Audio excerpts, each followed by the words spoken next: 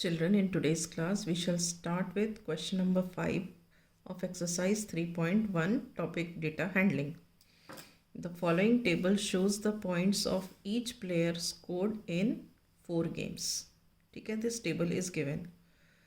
Here is given player A, player B, player C. And these are the 4 games, 1, 2, 3, 4. So player A scores 14 points in first game, 16 points in second game, 10 points in third game, and 10 points in fourth game. Player B scores 0 points in first game, 8 points in second game, 6 points in third game, and 4 points in fourth game. Player C gets 8 points in first game, 11 points in second game, and he did not play in the third game, and in fourth game the player got 13 points. Okay?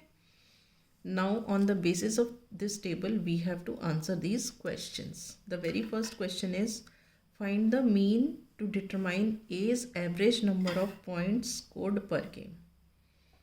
तो हमें क्या करना है, इस part में mean निकालना है player ए का, तो कि कितने एवरेज पॉइंट्स उसने स्कोर किए हैं. तो गेम 1 में 14, गेम 2 में 16, गेम 3 में 10 और गेम 4 में 10. सो मीन पॉइंट्स हम निकालते हैं कैसे. This is equal to 14 plus 16 plus 10 plus 10 divided by how many games are there. There are 4 games. ठीक है, अब आप इसको ऐड करो. 14 plus 16 is how much, 30, 40, 50. So this is 50 divided by 4. When you divide 50 by 4, you get 4 12s are 48, 2 remainder, point लगाया 0 आ गया, 4 5s are 20. So answer is 12.5. So हम क्या कह सकते हैं, A's average number of points scored per game is 12.5. So we can write here A's average number of points scored per game are 12.5. ठीक है, अब आ जाते हैं हम सेकंड पे. To find the mean number of points per game for C, would you divide the total points by 3 or by 4, and why? अब आप ये देखो, हम बात कर रहे हैं C की. हम इसके टोटल पॉइंट्स को 3 से डिवाइड करेंगे कि 4 से डिवाइड करेंगे. अब गेम तो थे 4, 3 उसने खेले थे और 3 में उसे पॉइंट्स मिले, 1 उसने नहीं खेला है. तो जब उसने खेला ही नहीं है तो हम उसको क्यों कंसिडर करेंगे, नहीं करेंगे. सो सी में हम क्या करेंगे, we will add the points of 3 games and divided by 3. तो यहाँ पे क्या लिखा है, would you divide the total points by 3 और बाय 4. तो हम यहाँ लिखेंगे we will divide total points by 3 since he played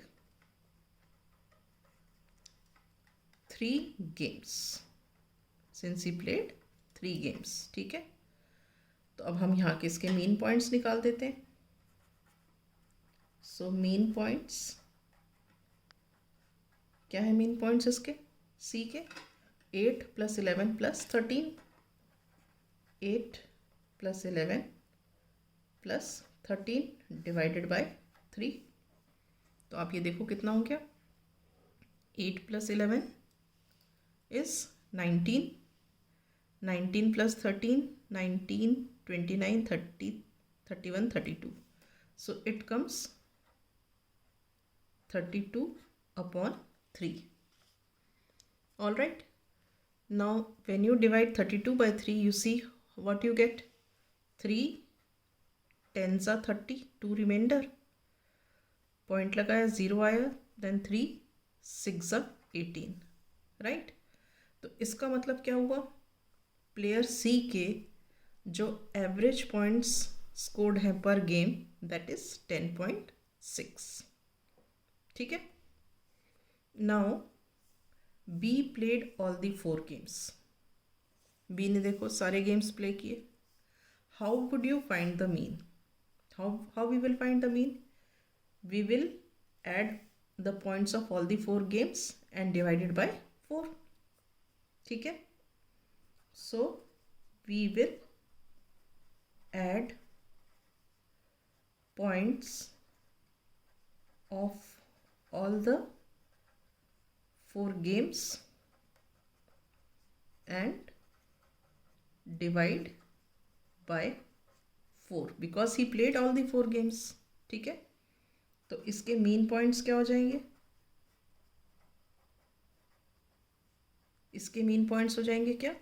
0 + 8 + 6 + 4, 0 + 8 + 6 + 4 divided by 4, 6 + 4 10, 10 + 8 18, this is 18 divided by 4, and what do you get 18 divided by 4?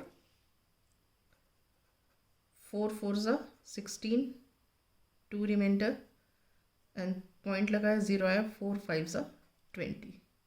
So these are the 4.5, these are the average number of points scored per game. ये 4.5 है, इसका 10.6 है और इसका 12.5 है। Is this clear? Now fourth part is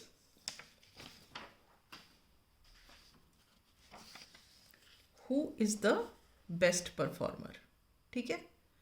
तो अब best performer कैसे पता चलेगा? सबके एवरेज पॉइंट्स देखते हैं हम। हमने क्या देखा? एज एवरेज पॉइंट्स पर गेम,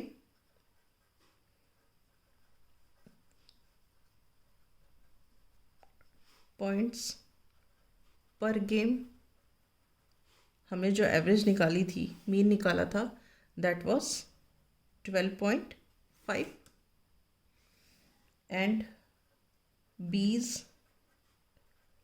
average points